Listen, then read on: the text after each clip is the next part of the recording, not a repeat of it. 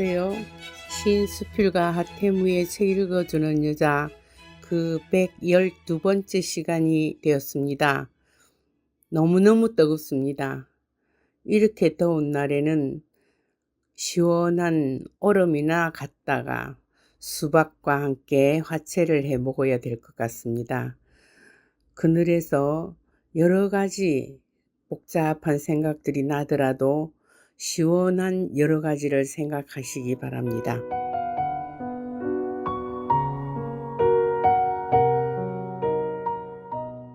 제 이야기는 남해 FM 91.9MHz 라디오와 남해 FM 스마트 전용 앱, 그리고 남해 FM 유튜브와 페이스북, 네이버 블로그 소리의 올리원 펜션을 통해서 들려드립니다.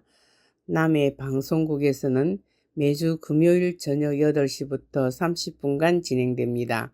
재방송은 매주 일요일 저녁 9시와 화요일 오후 5시, 일주일 3차례 진행되고 있습니다.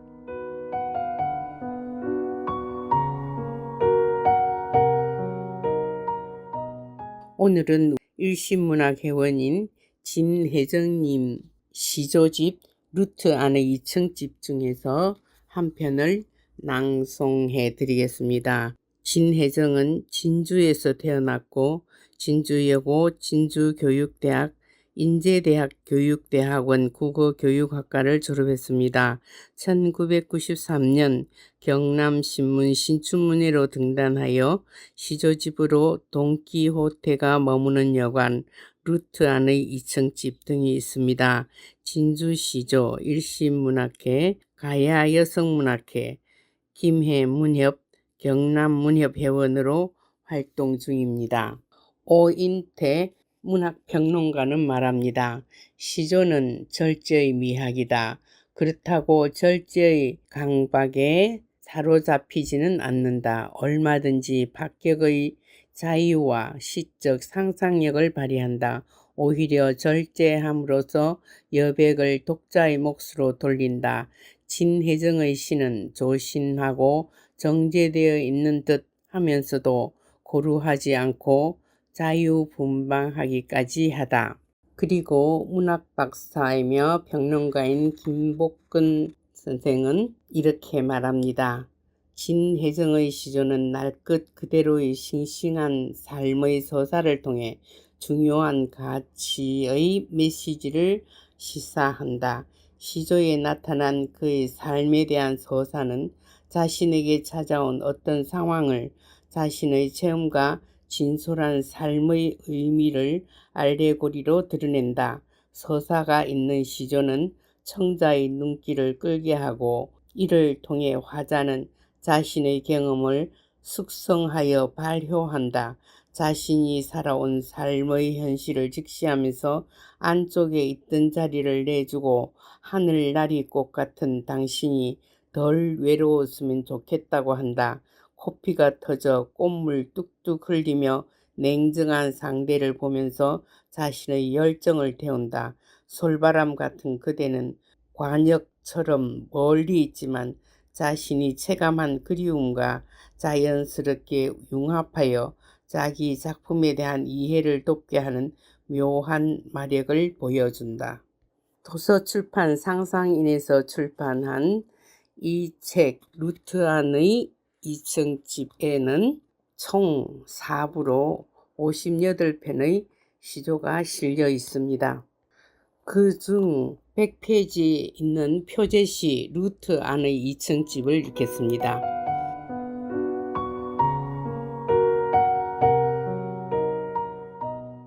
루트 안의 2층집, 진혜정. 건축학개론 다시 보기.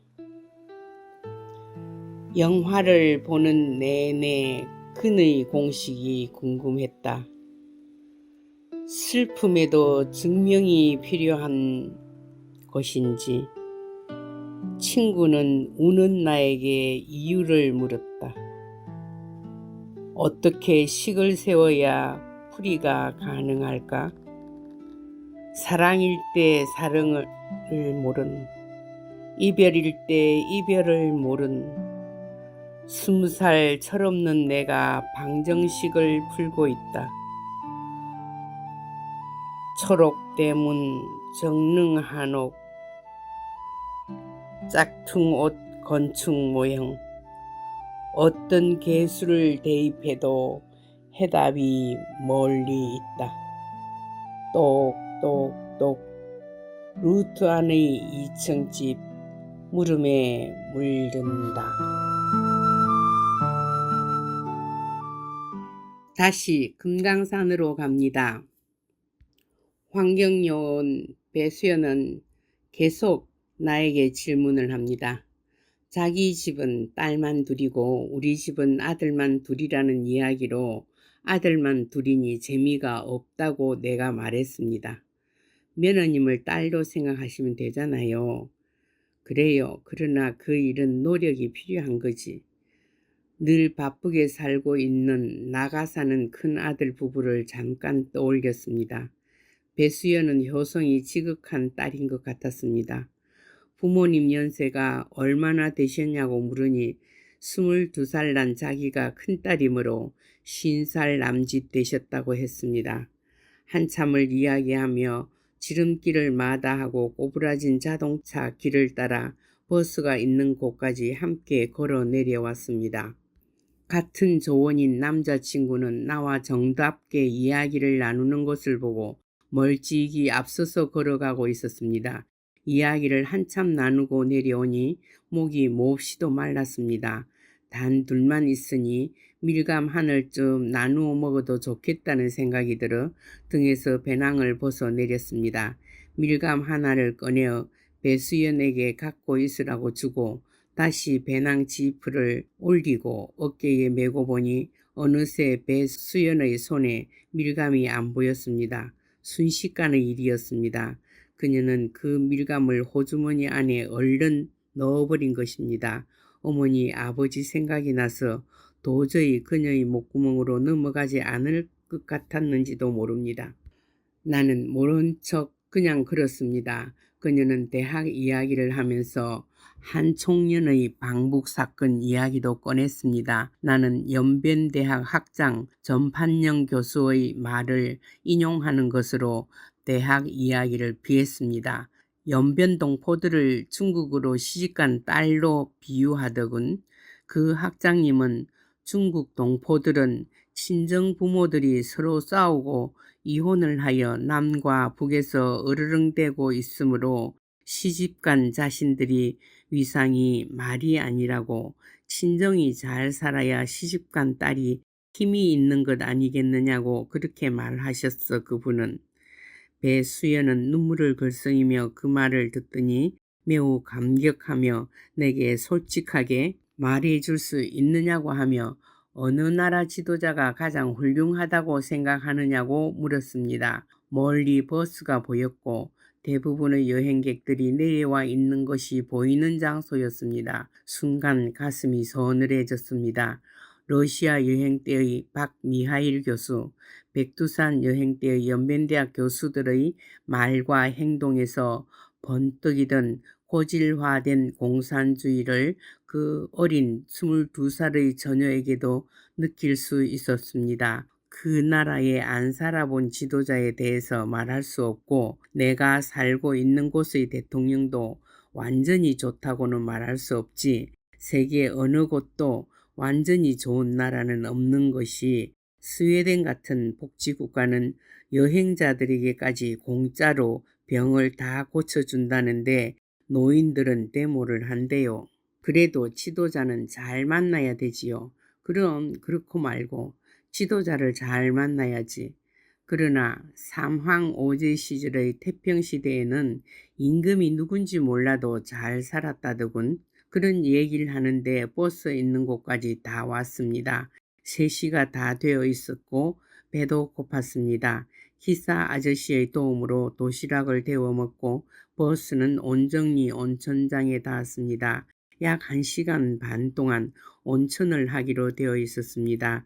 1인당 12달러, 37도에서 44도의 온도를 가진 약 방사선 라돈천으로 신경계통 질환, 고혈압, 루마티스성 관절염에 좋다고 합니다. 1월 19일 3시 30분 온정리 온천장. 온천장 내부는 넓었습니다. 오후 3시 30분부터 5시까지 시간은 충분했고 피로를 풀기에 적당했습니다. 중앙의 둥근 탕에는 옥돌이 깔려있는 옥돌탕, 외부가 보이는 창문가 넓은 네모탕은 게르마늄탕과 냉탕이 있었습니다. 건식, 습식 사우나에서는 등산으로 피로를 풀고 땀을 빼느라 연신 사람들이 들락거렸습니다. 수영복을 입고 야외탕에도 나가보았습니다. 하늘이 훤히 뚫려 있었고 금강산 자락이 뾰족뾰족 드리워져 있었습니다. 폭포탕, 옥류탕, 라돈탕이라 팻말을 붙인 물줄기들이 힘차게 흰 포마를 이루며 쏟아져 내리고 있었습니다. 바깥 온도는 영하를 넘어 있어서 바닥의 물이 얼 정도였으나 탕 안은 뜨거운 온천물로 하여 사람의 근육을 이완시키며 기분 좋게 해주었습니다. 옥돌 산책로라고 쓰인 좁은 길에는 얼망절망한 푸른 빛나는 옥돌들이 잘박잘박한 물속에 깔려 있어서 발바닥을 따끔따끔하게 마사지해 주는 듯 했습니다. 그곳에서 황토방으로 들어갔습니다. 우리에게 친숙한 흙이 천정과 벽에 두껍게 깔려 있었고 부드러운 온도가 감겨오더니 묵주신공 2단쯤 받치니까 온몸으로 땀이 배어 나오기 시작했습니다. 온천 내부의 순례를 다 마친 후 다시 수영복을 벗고 열탕에서 엉겨있는 근육을 푼 후에 바깥으로 나왔습니다. 버스에 오니 모두 나만 기다리고 있었던 듯 박수 소리가 요란했습니다. 지난 11월부터 개장했다는 온천장은 금강산 등산을 마친 사람들의 좋은 휴식 공간이 되어 주었습니다. 12달러가 아깝지 않은 시간이었습니다. 돌 한 덩이, 흙 한 줌 가져갈 수 없는 금강산 여행 후 아침에처럼 또 검색대를 지나 작은 배에 오릅니다. 아침에는 야외용 작은 양주병을 뭐냐고 묻는 바람에 간담이 서늘했습니다. 이렇게 생긴 물병도 있어요? 흔들어 보더니 그냥 통과시켰습니다. 묵주도, 염주도, 성경책도, 한국 돈도 절대로 갖고 들어가선 안 되었고 나오면서도 돌 한 조각이라도 숨겨서 나올까봐 철저히 조사를 합니다. 큰 소리로 인사를 했습니다. 묵묵히 도장을 쿡 찍어주며 안경 너머로 아무런 감정이 담겨 있지 않는 듯한 무심한 표정이 흐릅니다. 그러거나 말거나 또다시 수고하세요 라는 인사를 남깁니다. 다시 풍악호로 돌아오는 길은 너무나 추웠습니다. 밤이 되자 기온이 갑자기 내려가고 바람도 불었습니다. 배가 정박해 있으니 배 주위가 대낮처럼 호원했고 멀미도 없을 것입니다. 열사흘의 달은 한쪽이 약간 기운 채 둥그릇이 떠 있었습니다. 대한추위를 하려는지 21일이 대한이라니 내일은 옷을 더 입고 가야 되려나 생각합니다. 8명이 백포도주 한 병을 나누어 마시며 저녁 식사를 맛있게 했습니다. 밤 10시 스카이라운지입니다. 저녁 시간은 길었습니다. 지난 밤은 멀미를 하느라 신부님들과 대화를 나누지 못했습니다.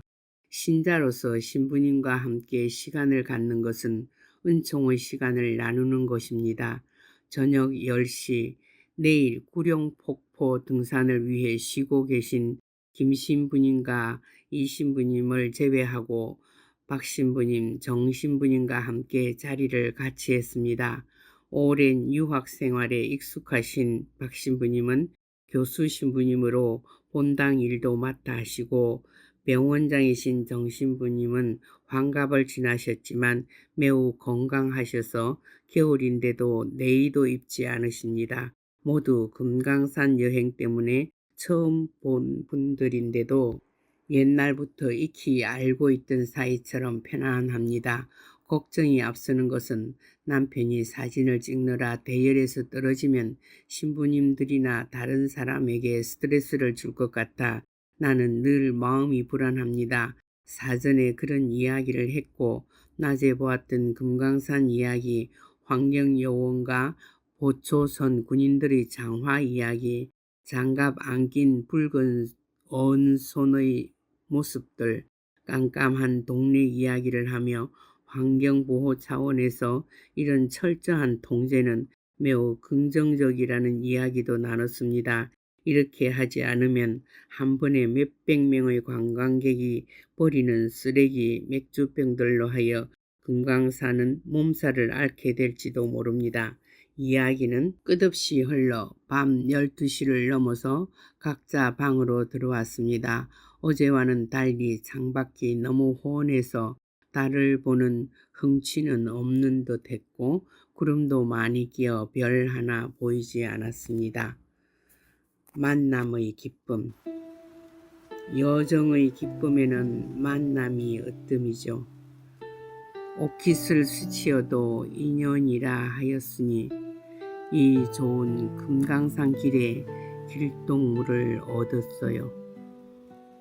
얼음 담긴 옅은 술잔 앞앞이 놓아두고 지난 일 다가올 일을 도란도란 나누노니 금강산 한 자락마저 귀 기울이고 듣는 척.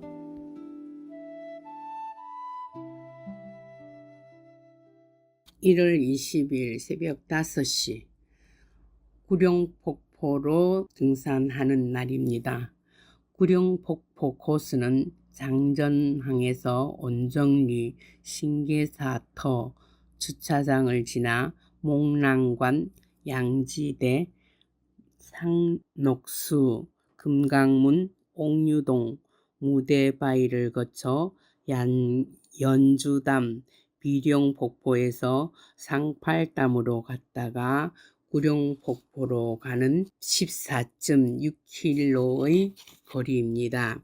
아침에 방송이 나옵니다. 승객 여러분 안녕히 주무셨습니까? 좋은 아침입니다. 가반은 5시 40분에 아침 식사를 하시고 나와 다반은 6시 30분에 아침 식사를 하십시오. 지금은 영하 14도, 바람이 몹시 불고 구름 낀 날씨라 체감 온도는 더 높을 것 같습니다. 아이젠 우유를 챙기시고 옷을 따뜻하게 입으십시오. 자상한 안내방송에 서둘러 아침을 먹고 어제와 같은 요령으로 검색대를 통과하여 버스에 올랐습니다. 기온이 매우 찼지만 3대 폭포의 하나, 박연폭포, 설악대승폭포, 구룡폭포라는 그 3대 구룡폭포에도 어제처럼 왕복 20리 서너 시간은 걸어야 한답니다. 시조 매수로 구룡폭포 구역을 읊어봅니다. 구룡연구역. 외금강의 어뜸 경치 구룡연이 제일이래.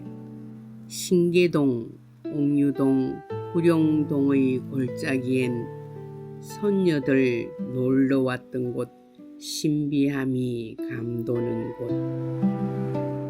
창터솔밭.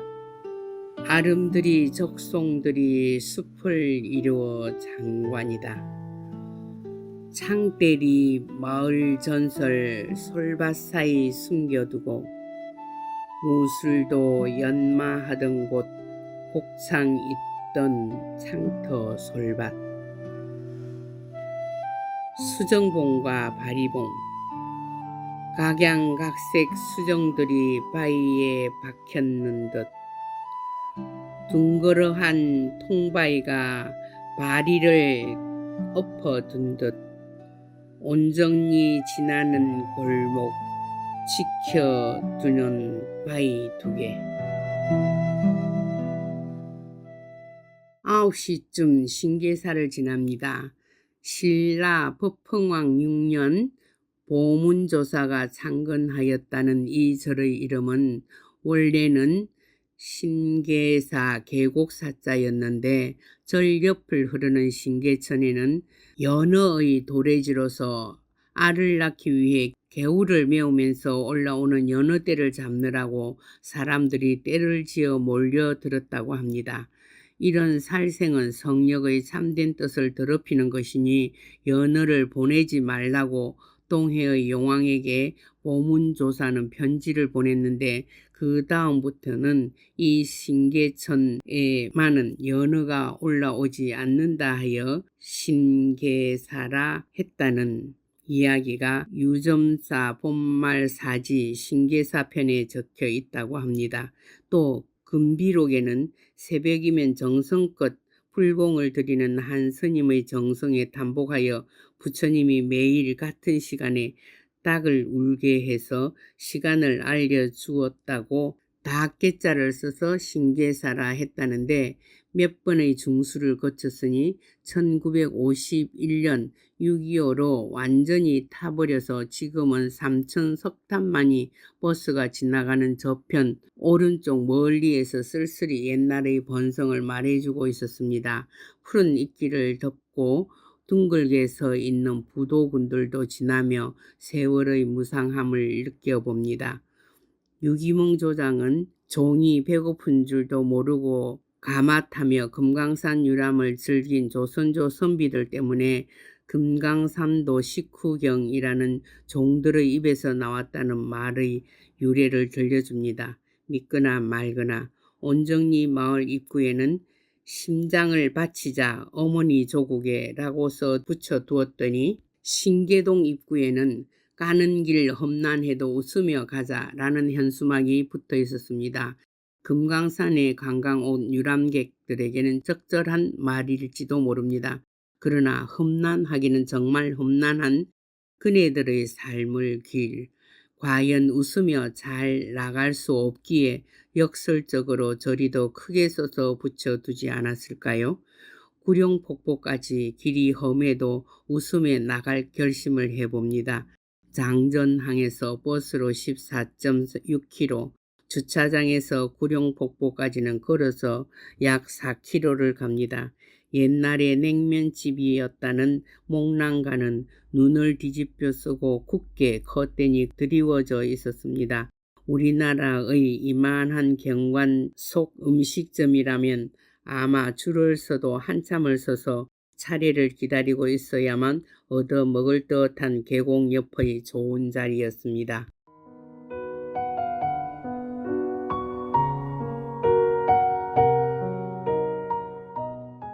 들려드리는 노래는 조수미 콘서트 넬라 환타지아입니다. 잘 들어주세요.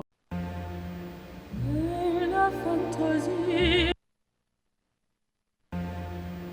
nella fantasia, io vedo l'anno giusto